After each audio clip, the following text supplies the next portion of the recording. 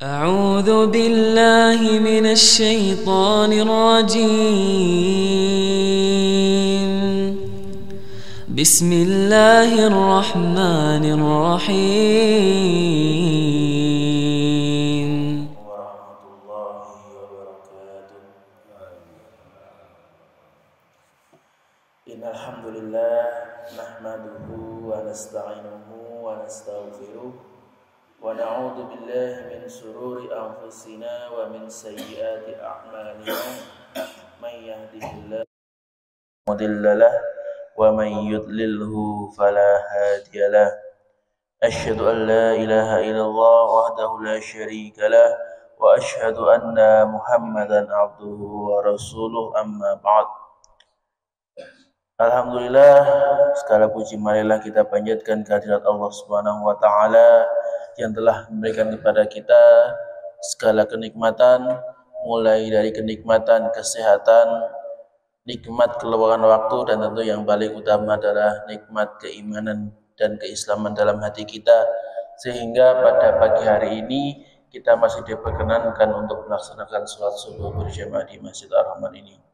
Salawat serta salam selalu kita aturkan kepada junjungan kita, uswah kita Rasulullah Muhammad sallallahu alaihi wasallam, kepada seluruh keluarganya, para tabi'in, para tabi'ut tabi'in, dan semoga kita semua masuk ke dalam golongan beliau sampai hari kebangkitan kelak. Amin. Jemaah rahimani wa rahimakumullah, insyaallah pada kesempatan kali ini kita melanjutkan bahasan dari kitab Ad-Dawa, masih di dalam bab hukuman bagi orang-orang yang berbuat dosa. Kemarin kita sudah bahas ada dua macam hukuman, yaitu hukuman syariah, hukuman yang sifatnya tertulis di dalam Al-Quran maupun di dalam hadis, dan ada yang namanya hukuman qadariyah, yaitu hukuman yang diturunkan langsung oleh Allah, dan masing-masing itu berbeda sesuai dengan kadar dosanya masing-masing. Makanya pada bagian selanjutnya Ibnu Qayyim Al-Jauziyah menuliskan bahwa beberapa contoh atau bentuk dari hukuman yang Allah turunkan supaya hukuman-hukuman ini itu bisa menjadi bahan muhasabah kita, bahan renungan kita, yang bisa memotivasi kita untuk menjauhi perbuatan dosa. Maka yang pertama, hukuman dari perbuatan dosa itu adalah tertutupnya atau terkuncinya hati dan pendengaran, sehingga hatinya itu tidak bisa mendengar suatu kebenaran, tidak bisa mendapatkan kebenaran, malah tersesat di dalam kejahatan.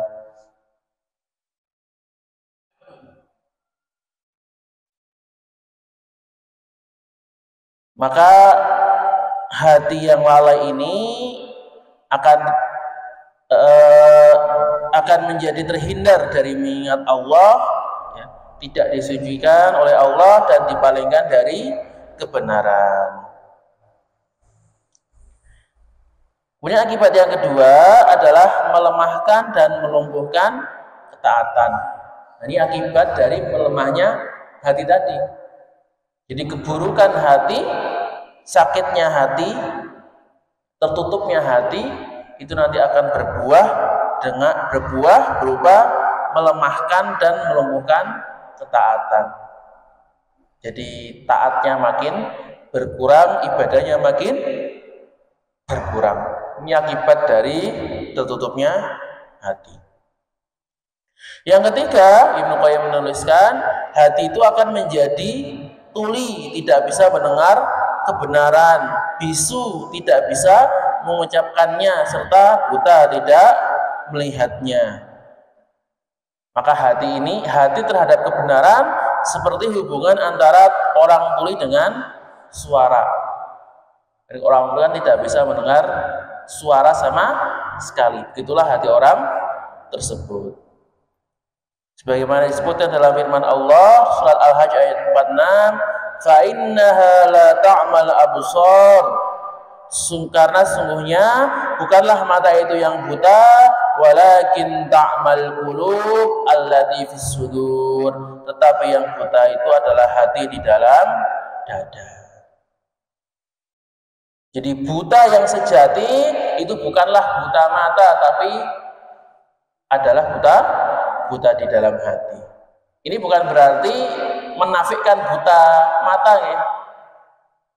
Sungguhnya buta itu bukanlah buta mata. Berarti bukan berarti kalau orang yang matanya buta kemudian tidak dikatakan orang yang buta, bukan seperti itu. Ya tetap orang yang buta. Tapi ini Allah ingin mengungkapkan bahwa kebutaan yang sejati itu adalah ketika buta hati. Karena kita lihat bagaimana banyak orang yang buta itu yang sangat besar sekali taatnya kepada Allah. Orang buta yang bisa hafal Al-Quran, orang buta yang bisa rajin beribadah, maka walaupun matanya buta, hatinya itu tetap bersinar. Akan tetapi kalau orang yang buta hatinya, maka kebutaannya ini nanti tidak hanya di dunia, tapi nanti akan terwujud di hari kebangkitan kelak. Kalau orang yang hanya matanya buta, hanya telinganya tuli atau dia bisu, maka kekurangannya itu hanya dia dapatkan di dunia saja. Nanti ketika di akhirat, maka kekurangan tersebut itu akan hilang. Sedangkan orang yang buta hatinya, bisu hatinya, tuli hatinya, maka kebutaan dan kebisuan itu akan muncul, akan terwujud nanti di hari kebangkitan kelak. Dan permisalan seperti ini juga sering disampaikan, sebagaimana sabda Nabi, bukanlah orang kuat, yaitu orang yang pandai berkelahi, tetapi orang kuat itu adalah orang yang bisa mengendalikan dirinya ketika marah. Bukan berarti kalau orang yang pandai berkelahi itu tidak kuat, ya orang yang bisa berkelahi itu kuat, tetapi yang paling kuat ya kekuatan yang sejati adalah orang yang bisa mengendalikan amarah. Atau sabda beliau yang lain, bukanlah orang miskin itu orang yang berkeliling demi sesuap atau dua suap makanan, namun orang miskin adalah orang yang tidak minta-minta kepada manusia dan keadaannya tidak diketahui oleh diberi sedekah. Ini contoh beberapa hadis yang memakai permisalan tersebut. Maka ketika orang itu banyak berbuat dosa, tidak berhati-hati saat berbuat dosa tadi, hatinya dikhawatirkan bisa menjadi buta tadi, tidak bisa melihat kebenaran, tuli, tidak bisa mendengarkan nasihat-nasihat kebenaran.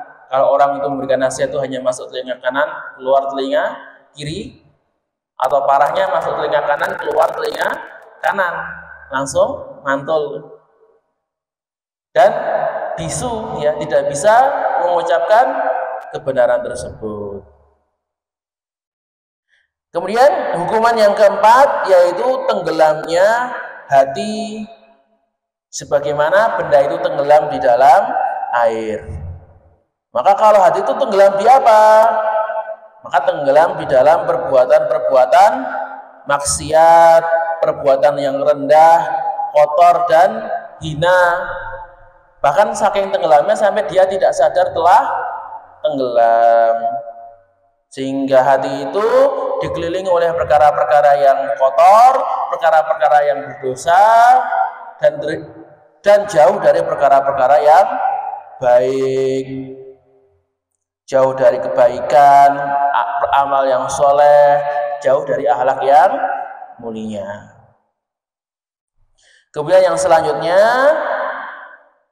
maka orang yang berbuat dosa itu hatinya akan berubah seperti apa?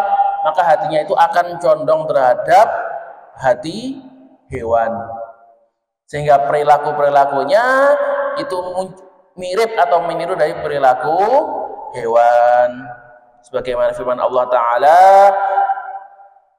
wa ma min dabbatin fil ardi, dan tidaklah binatang-binatang yang ada di bumi, wala ta'irun yatiru bi janahaihi, dan burung-burung yang terbang dengan kedua sayapnya, illa umamun amsalukum, melainkan umat-umat juga seperti kamu. Maka di antara orang-orang ini ada yang punya tabiat seperti hewan pemangsa yang suka memangsa yang lemah, menekan yang tidak berdaya. Ada yang seperti tabiat babi yang makannya sembarangan, tidak lihat-lihat apakah itu halal atau thayyib. Ya. Ada yang bertingkah seperti merak, ya, yaitu suka pamer. Kalau punya barang bagus langsung pamer. Ada yang egois seperti ayam, ada yang pendengki seperti unta, dan macam-macam sifat-sifat yang lain. Yang sifat-sifat buruk ini seperti sifat-sifatnya hewan tadi. Maka Allah katakan ulaika kal anham banhum adol. Sehingga mereka itu seakan-akan seperti binatang ternak, kelakuannya seperti binatang, bahkan kadang-kadang lebih sesat lagi. Bahkan kadang kelakuan manusia itu jauh lebih buruk daripada binatang. Bahkan dalam beberapa kasus perubahan ini tidak hanya di dalam hati, kadang-kadang makan Allah itu merubah semua fisiknya. Jadi dia itu benar-benar berubah menjadi hewan, sebagaimana yang terjadi kepada umat Yahudi yang tidak menuruti atau tidak ikut perintah Sabat, sebagaimana yang diceritakan di dalam surat Al-Baqarah. Bagaimana ketika mereka itu tidak taat ya terhadap perintah Sabat, bahwa ketika di hari Sabtu itu ikan begitu banyaknya, sedangkan di hari yang lain itu ikan seakan-akan tidak ada. Maka akhirnya mereka melanggar perintah Sabat, di mana di hari Sabtu harusnya itu mereka beribadah di dalam rumah, tidak boleh apa-apa, tidak boleh berkegiatan apapun. Nah, mereka malah memasang perangkap untuk menangkap ikannya. Maka akhirnya Allah menjadikan mereka menjadi kera dan babi. Dan yang ketujuh, yaitu makar Allah akan terhadap orang-orang yang berbuat dosa terhadapnya, orang yang suka menipu, menghina, dan menyesatkan orang lain. Ya mungkin kalau disebut makar itu kan kadang-kadang definisinya itu seperti agak negatif, gitu. Nah, ini kadang-kadang sering dijadikan sebagai argumen orang kafir. Katanya kan Allah itu kan nama-namanya baik. Kenapa kok disebut wa makaru wa makarallah wallahu khairul makirin? Mereka mengatakannya apa? Bahwa mereka itu menipu, ya. Bahwa orang-orang itu menipu dan Allah itu menipu mereka, dan oleh sebaik-baik penipu. Nah, ini memang kan artinya kan jadi negatif, dan memang makar itu beberapa di dalam artinya itu ada beberapa yang artinya penipu. Tetapi kalau di sini, kalau dalam bahasa Inggris biasanya itu diterjemahkannya bukan penipu tapi apa? Planning, ya, merancang, bersiasat, ya, membuat siasat. Maka ketika dikatakan wa makaru wa makarallah, maka mereka itu membuat perencanaan, dan Allah juga punya perencanaan sendiri. Wallahu khairul makirin, dan Allah itu sebaik-baik pembuat rencana. Karena kalau pembuat rencana itu kan maknanya lebih netral, lebih baik. Nah, kalau Indonesia biasanya itu diartikan makar, ya. Tapi makarnya di sini bukan makar yang buruk tadi, yang bagaimana menipu orang, menyesatkan orang, bukan yang makar yang seperti itu. Dan ini bisa menjadi pelajaran supaya apa? Supaya jangan sampai kita itu kok menyematkan sifat-sifat yang jelek terhadap Allah. Karena Allah itu yang maha sempurna. Walillahil asmaul husna. Allah itu mempunyai nama-nama yang sempurna, sifat-sifat yang sempurna. Maka bagi Allah itu hanyalah sifat-sifat yang baik saja. Maka kita tidak boleh menyematkan sifat-sifat yang merendahkan maha kesempurnaannya Allah. Contohnya apa? Allah kok berbohong misalkan, atau mati, Allah itu capek. Nah, itu kan sifat-sifat yang tidak pantas disematkan kepada Allah Ta'ala. Maka di antara perencanaan makar Allah tadi adalah dengan membalikan hati, ya. dengan membalikkan hati kita. Sehingga apa? Sehingga kebatilan itu nampak seperti kebenaran dan kebenaran itu nampak seperti kebatilan. Ketika dia melihat kebenaran maka dianggap sebagai suatu hal yang salah, tetapi ketika melihat kebatilan malah dianggap sebagai suatu hal yang normal atau biasa. Yang ma'ruf itu seperti sebuah kemungkaran, dan yang kemungkaran seakan-akan seperti yang ma'ruf. Sehingga mereka merasa bahwa ketika mereka melakukan sesuatu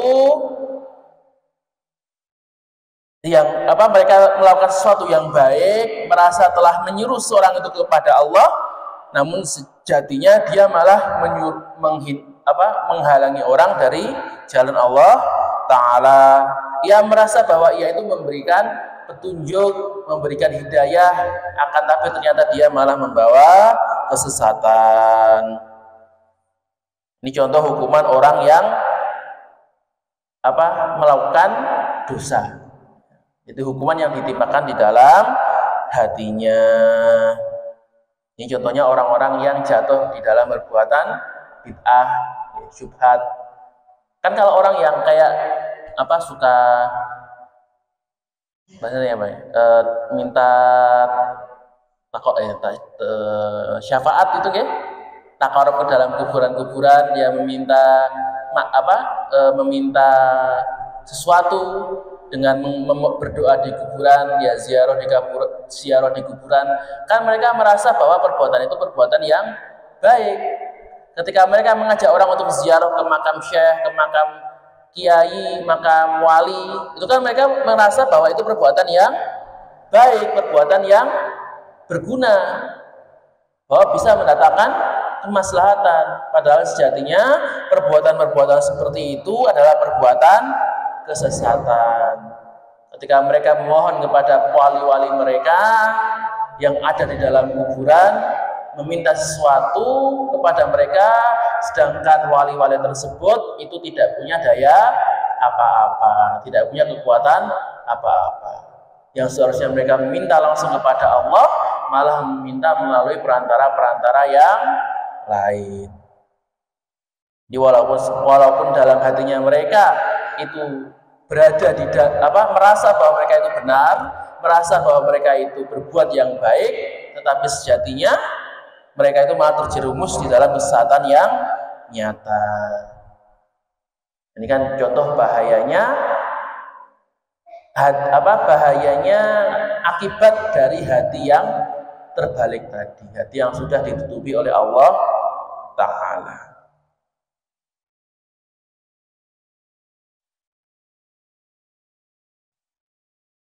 Maka diantaranya lagi adalah tertutupnya hati dari Allah di dunia, sehingga hati itu jauh dari Allah, jauh dari beribadah kepada Allah. Tidak suka untuk ke masjid, tidak suka untuk mengaji. Dan jauhnya hati ini nanti akan menjadi bumerang bagi pelakunya di akhirat. Karena semakin jauh hatinya dengan Allah di dunia, maka nanti di akhirat itu jaraknya dia dengan Allah juga akan semakin besar. Insyaallah rahimani wa rahimakumullah. Mungkin cukup sekian yang bisa saya sampaikan pada pagi hari ini. Jika ada salah kata maka datangnya dari diri saya sendiri dan saya mohon maaf sebesar-besarnya, dan jika ada kebenaran maka datangnya dari Allah Subhanahu wa taala, dan semoga kebenaran ini bisa kita aplikasikan di dalam kehidupan kita sehari-hari. Bila taqi wal hidayah wa ridha wal inayah. Subhana rabbika rabbil izzati amma yasifun wa salamun alal mursalin walhamdulillahi rabbil alamin. Nun wal qalami wa yasturun mastabikul khairat. Summa assalamu alaikum warahmatullahi wabarakatuh. سبحان ربك رب العزة عما يصفون وسلام على المرسلين والحمد لله رب العالمين. صدق الله العظيم.